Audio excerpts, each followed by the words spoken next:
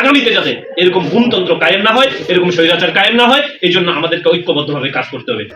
আমি প্রথমেই স্মরণ করছি আমাদের সেই সকল শহীদ ভাইদের যারা দীর্ঘ সময় ধরে আধিপত্যবাদের বিরুদ্ধে লড়াই করেছিলেন, এবং আপনারা জানেন আমাদের ভারতীয় আধিপত্যবাদের বিরুদ্ধে প্রথম শহীদ আবরার, তাকে কিভাবে নির্মমভাবে পিটিয়ে হত্যা করা হয়েছিল ছাত্রলীগ কর্তৃক।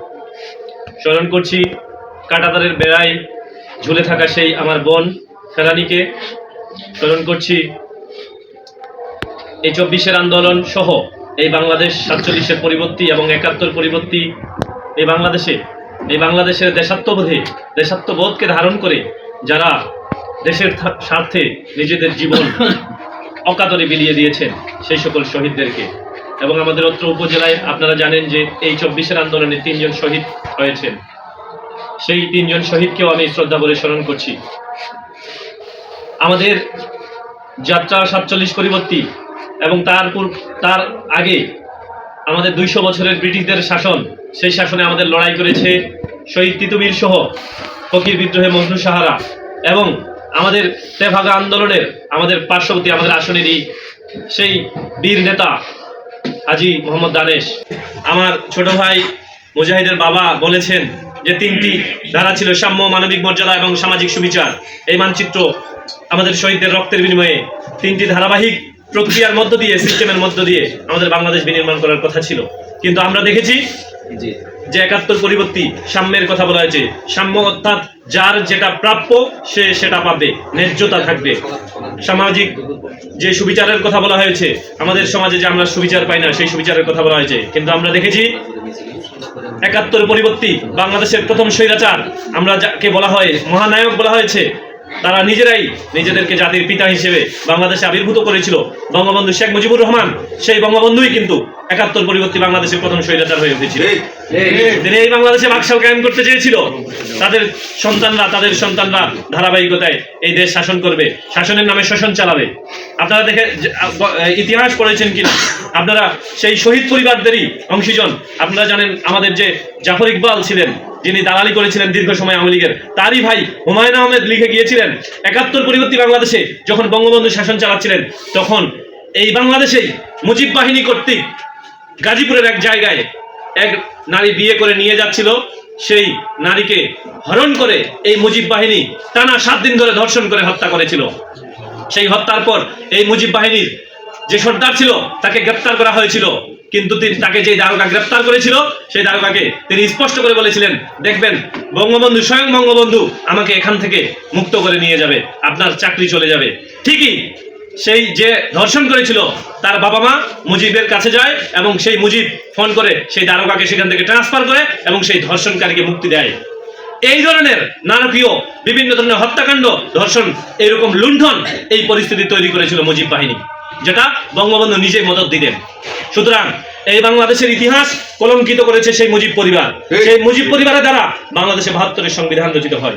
এই সংবিধানকে আমরা বলেছি মুজিববাদী সংবিধান। যেই সংবিধান শেখ মুজিব নিজেকে স্বৈরাচার তৈরি করেছিল এবং পরবর্তীতে স্বৈরাচার তৈরি করতে সহায়তা করেছিল।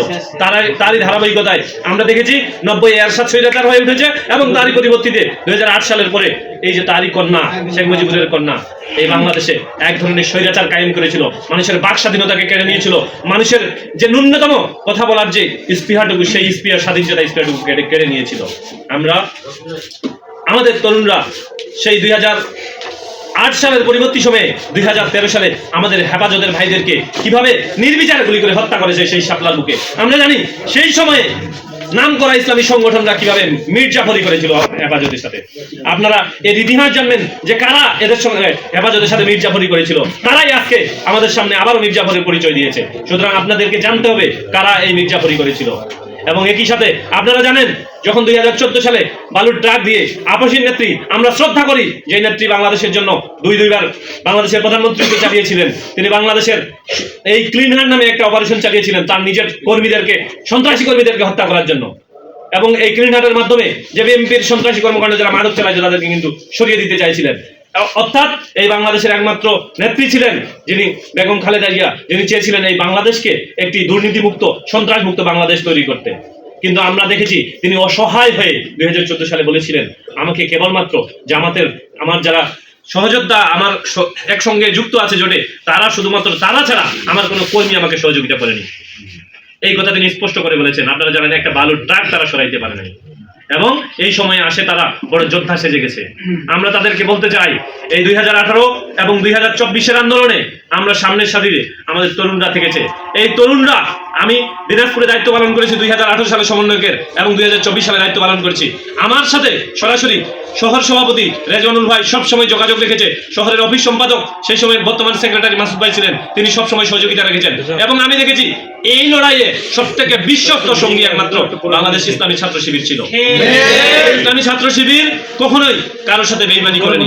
আমি দেখেছি আমাদের বাংলাদেশ ছাত্র অধিকার পরিষদে আমাদের যে ভাইয়েরা সবসময় রাজপথে ছিল, এই ভাইদেরকে সবসময় বুদ্ধিভিত্তিক এবং সহযোগিতা, বিভিন্ন রকম সশরীরে সহযোগিতা করেছে।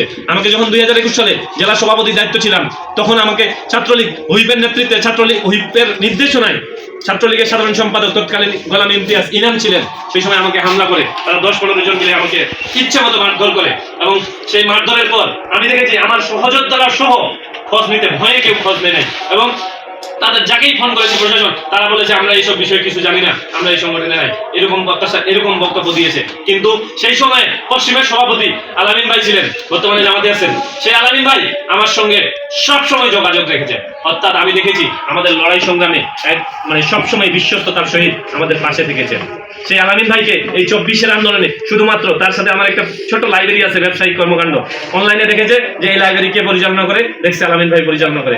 আলামিন ভাইকে তিনটা গেট আলিফ ইন্টারন্যাশনাল মাদ্রাসায় উনি খেদমতে আছেন, 3টা গেট ভাঙে আবাসিকে ছিলেন উনি, আবাসিকে 3টা গেট ভেঙে তাদেরকে রাতের বেলা তুলে নিয়ে আসা হয়েছে শুধুমাত্র আমাকে গ্রেফতার করার জন্য। আমাকে গ্রেফতার করার জন্য টোটাল প্রায় 12 জনকে গ্রেফতার করা হয়েছিল, 3 জনকে কারাগারে পাঠানো হয়েছিল। এবং এর মধ্যে আমাদের আমাদের ছাত্র অধিকার পরিষদের দপ্তর সম্পাদক ছিল আব্দুর রহমান, এবং সচিব ছিলেন সহসাংগঠনিক সম্পাদক। এদেরকে সেই ঢেপা নদীতে রাতের আধারে, ওদের বয়স 18 পূর্ণ হয় নাই, কালো কাপড় বেঁধে তাদেরকে রাইফেল ঠেকা দিয়ে বলছে, বলো আবির কোথায়, নাহলে তোমাদেরকে মারে এই নদীতে ফেলে দেওয়া হবে, কেউ তোমাদের খোঁজ পাবে না। এবং তাদেরকে টর্চার করা হয়েছে, তাদেরকে বিদ্যুৎ শক পর্যন্ত দেওয়া হয়েছে ডিবি অফিসে। এই ধরনের নির্মম টর্চার করা হয়েছে তার মানে আমাকে খোঁজ বাইর করার জন্য। এবং আপনারা জানেন আমরা শুধুমাত্র যারা লড়াই সংগ্রামের সামনে ছিলাম তাদেরকে টর্চার করেনি, আমাদের পরিবারগুলোকে টর্চার করেছে। পৃথিবীর কোনো অংশে, পৃথিবীর কোনো জায়গায় এরকম নাই যে একজনের অপরাধ, আমি যদি অপরাধও করি, একজনের অপরাধের কারণে তার পরিবারের উপর টর্চার চালানো হবে। আমার ভাইকে গ্রেফতার করে রাতের বেলা, রাত 2টা-3টার দিকে রাতের বেলা তুলে নিয়ে যাওয়া হয়েছে, এবং কোনো প্রকার খোঁজ দেওয়া হয়নি। আপনারা দেখেছেন এই গুমতন্ত্র কায়েম করেছিল এই একমাত্র এই যে বঙ্গবন্ধু। এবং বঙ্গবন্ধুর কথা কিভাবে বলি, সেই সময়ের সম্ভবত কুষ্টিয়া বা এই অঞ্চলের কোনো এক জেলায় হচ্ছে সেই সময়ের এক মাস্টার ছিল, তিনি অনেক জনপ্রিয় ছিল। সেই নির্বাচনে, এই পরবর্তী নির্বাচনে বঙ্গবন্ধুর সময় সেই নির্বাচনে বঙ্গবন্ধুকে প্রার্থী করা হয়। ওইখানে ওই মাস্টার যাতে নমিনেশন দাখিল করতে না পারে, এই জন্য ছাত্রলীগের গুন্ডারা তাকে গ্রেপ্তার করে বা লুকিয়ে রাখে, গুম করে রাখা হয়। যখন ডেট শেষ হয়েছে, সময় পার হয়েছে, তখন তাকে বাইর করে দেওয়া হয়। সুতরাং গুমতন্ত্র তাদের পুরাতন ইতিহাস।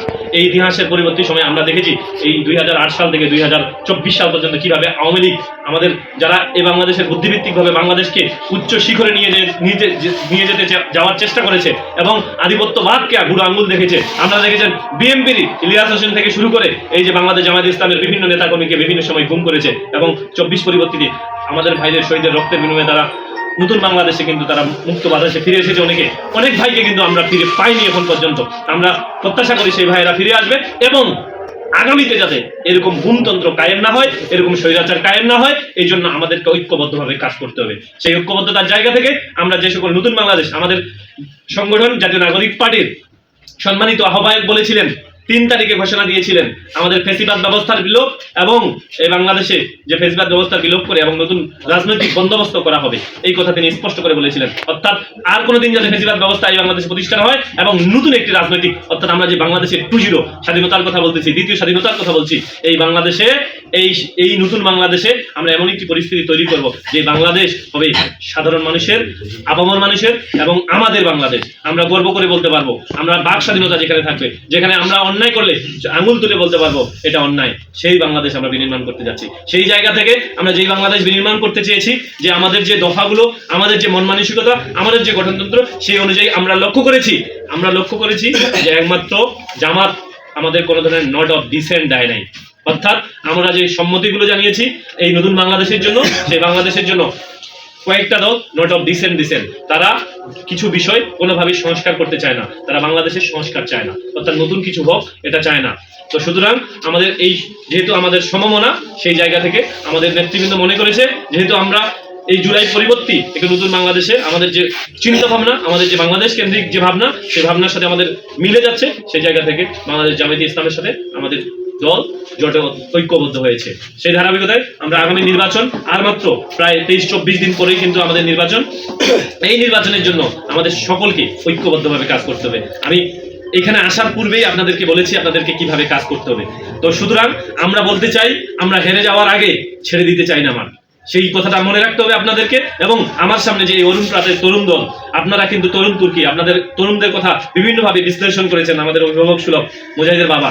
এই তরুণরা কিন্তু আগামীর বাংলাদেশে সবসময় যারা স্বৈরাচার হয়ে উঠেছিল তাদেরকে কিন্তু পতন ঘটিয়েছে, এবং আমরা মনে করি আগামীর বাংলাদেশে এদের হাতেই এই বাংলাদেশ নিরাপদ। সুতরাং আপনাদেরকে এই ভোট কেন্দ্রিক আমাদের একজন, আমরা সবাই জানি আমাদের যে প্রার্থী আফজালুর আনাম চাচা, এই চাচা কিন্তু আমি ধরে নিলাম তিনি জামাতের না, সেই জায়গা থেকে তারপর একজন মানুষ হিসেবে যদি আপনারা বিশ্লেষণ করেন, একজন মাটির মানুষ, একজন সৎ মানুষ, একজন যোগ্য মানুষ। আপনারা জানেন যে তিনি যখন এখানে ভাইস চেয়ারম্যানের দায়িত্ব পালন করেছিলেন তখনও কিন্তু তিনি বেতনটুকু, দুর্নীতি তো দূরে থাক, বেতনটুকু কিন্তু নেয় নাই, জমা দিয়েছে।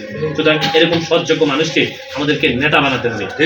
এরকম সৎযোগ্য নেতা যখন আমাদের থাকবে তখন আমাদের সন্তানরা, আমাদের প্রজন্ম পথ হারাবে না, সেই জায়গাটা আমাদের লক্ষ্য রাখতে হবে। সেই সাথে আমি অন্য ধর্মের ভাইদের জন্য কিছু কথা বলতে চাই। আমাদের অন্য ধর্মের ভাইরা মনে করে জামায়াতে ইসলাম মানে ইসলাম মানে আমাদের ধর্মকে হয়তো ডমিনেট করবে, এরকম কিছু বিষয় উঠে আসে। আমরা বলতে চাই, আমরা ইসলাম শান্তির কথা বলে সবসময়। আমরা বলতে চাই, আমরা যদি ধর্মের বাইরেও বলি, আমরা কিন্তু মানুষ, আমাদের মানবিকতা আছে। আপনারা দেখেছেন কোনো এক সময় কখনো কি এই যে জামায়াতে ইসলাম বা আমরা যারা এই যে সত্য ন্যায়ের কথা বলছি, অন্য কোনো ধর্মকে ব্যবহার করে বা অন্য কোনো ধর্মের উপরে নিপীড়ন নির্যাতন চালিয়েছি, এরকম কোনো ঘটনা ঘটেনি। কিন্তু আমরা দেখেছি যে আওয়ামী লীগের আমলে যারা এই ধর্মীয় বিষয়গুলোকে ইস্যু করে সব থেকে বেশি রাজনীতি করেছে, তারা বিভিন্ন সময় ধর্মীয় ইস্যুকে দাঁড় করিয়ে বিভিন্ন জায়গায় উস্কানি দিয়ে দাঙ্গা সৃষ্টি করেছে। আপনারা জানেন যে আমাদের 6 আসনের প্রার্থী ছিল শিবলি সাদিক, আপনারা দেখেছেন অনেক মানবিক ভিডিও, সে মানুষকে দান করে দক্ষিণা করে, একদম পীর আউলিয়া, দেখেছেন না? ও হচ্ছে আদিবাসীদের প্রায় 62 বিঘা মাটি জমি বক দখল করে খাইছে দীর্ঘ সময় ধরে, তিন টার্মে প্রায় 15 বছর বক দখল করে খাইছে সেই ওই যে স্বপ্নপুরী অঞ্চলে। কথা হচ্ছে ওরা হচ্ছে সব থেকে শোষণ বঞ্চনা চালিয়েছে তারা, আমরা না। আমরা কখনো এই ধরনের, আমাদের কথা সত্যের কথা বলা হয়। এবং আমরা জানি যে গত ভাইস চেয়ারম্যান নির্বাচনে আমি সরাসরি ছিলাম, আমাদের আসন, আমাদের যেটা সেন্টার ভোট সেন্টার, ওই ওয়ার্ডে আমাদের মুসলমানদের ভোট ছিল 700, হিন্দুদের ভোট ছিল 2200। কিন্তু আমি লক্ষ্য করেছি আমাদের 700 মুসলমান ভোটার, কিন্তু আমার যেটা ভোট সেন্টার তখন ওই সময় ছিল, কিন্তু ওই আসনে 1200 ভোট পাইছিল মাইক মার্কা। অর্থাৎ মুসলমান ভোট 700 কিন্তু ভোট পাইছিল 1200। অর্থাৎ অনেকে বলে যে হিন্দুরা মুসলমানদেরকে ভোট দেয় না, কিন্তু আমরা দেখেছি ওই আমাদের ভোট সেন্টারে এটা মিথ্যা প্রমাণিত হয়েছে। অর্থাৎ সৎ যোগ্য ভালো মানুষ হলে যে কোনো ধর্মের লোক তাকে পছন্দ করে তাকে ভোট দিবে, এই বিশ্বাস আমাদের আছে। এবং এই বিশ্বাসটুকু আমাদের যে ভাইরা এখানে আসছেন আপনারা বিভিন্ন জায়গায় ছড়িয়ে দেবেন ইনশাআল্লাহ। আমি, আপনারা বিরক্ত হয়েছেন, অনেকক্ষণ আমাদের কথা শুনেছেন, আমরা যেহেতু আছি কানেক্টেড, এর পরিবর্তিতে আরো বিভিন্ন সময় বিভিন্ন কথা হবে, বিভিন্ন দিক নির্দেশনা হবে ইনশাআল্লাহ। তার আগে আপনারা সুস্থ থাকুন। আর এই শেষ পর্যন্ত আমি বলেছি কিন্তু 20 দিন আপনারা কিন্তু সকল কাজকর্ম থেকে বিরতি দিয়ে আপনারা সর্বোচ্চ ত্যাগ স্বীকার করে নিজের স্বার্থকে বিকিয়ে দিয়ে আপনারা সর্বোচ্চ দিয়ে কাজ করবেন। আমাদের এই আসনে আমরা যদি একটা ভালো মানুষ 300 আসনের ভিতরে নির্বাচিত করতে পারি, আমরা মনে করি যে বাকি 299 আসনে অন্যরা ভালো মানুষ নির্বাচন করবে, এবং এই ভালো মানুষদের দ্বারা, ভালো মানুষের নেতৃত্বের মাধ্যমে একটি নতুন বাংলাদেশ আমরা আগামীতে স্বনির্ভর বাংলাদেশ হিসেবে আমরা পাবো। আর সেই সাথে আজকে যে নতুন যে সামিট বাংলাদেশের যে নতুন আইডিয়াগুলো দিয়েছে, এগুলোর বিষয়ে কথা বলতে চাই।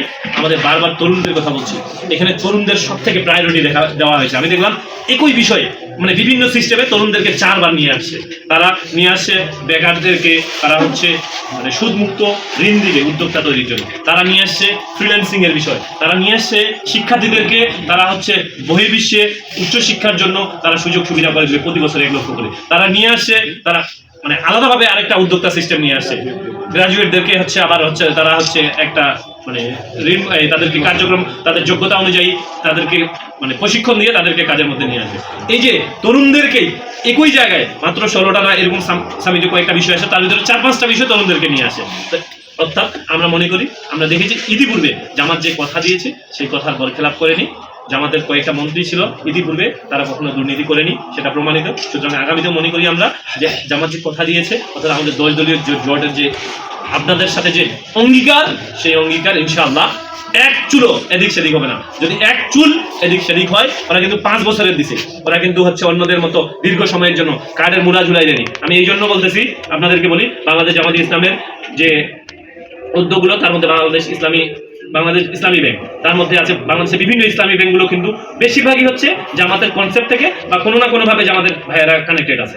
তারপরে হচ্ছে ইবনে সিনা হাসপাতাল, বাংলাদেশের বিখ্যাত একটা হাসপাতাল। তারপরে হচ্ছে বাংলাদেশের যে সর্বোচ্চ কোচিং সেন্টারগুলো, পৃথিবী কোচিং, ফোকাস কোচিং, রেডিনা কোচিং, বাংলাদেশ ছাত্র শিবির পরিচালনা করে। অর্থাৎ ইনাদের জায়গা আছে যে আপনারা যারা যদি শিক্ষিত হন, যোগ্যতা থাকে, আপনাদের কর্মসংস্থান তৈরি করে দেওয়া। সুতরাং মূলা দেখাই যে আমরা এই ভোট দেন তাহলে আপনাদেরকে এটা করে দেবো, এটা বলতেছে না। এরা আগে তৈরি করে রাখছে, আপনাদেরকে মূলা দেখায় না। অর্থাৎ তৈরি করে রাখছে, পরিবর্তে আপনাদের যোগ্যতা অনুযায়ী এনারা আপনাদের মূল্যায়ন করতে পারবে। এটা সহজ বিষয়, সহজ সমাধান। ধন্যবাদ সকলকে। আসসালামু আলাইকুম ওয়া রাহমাতুল্লাহ। ইনকিলাব জিন্দাবাদ। এই লড়াই আমরা একসাথে শেষ করবো ইনশাআল্লাহ।